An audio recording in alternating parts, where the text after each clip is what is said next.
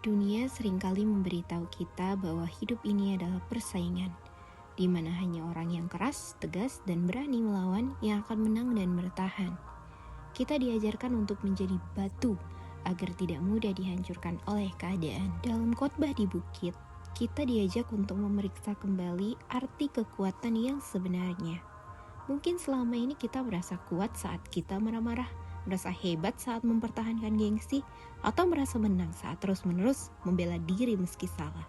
Padahal, semua itu justru menjauhkan kita dari kedamaian. Bila tiba waktu berefleksi, kita akan segera menyadari bahwa Yesus sebenarnya tidak mencari orang yang sempurna, melainkan hati yang lembut dan mudah dibentuk seperti tanah liat di tangan pejunan.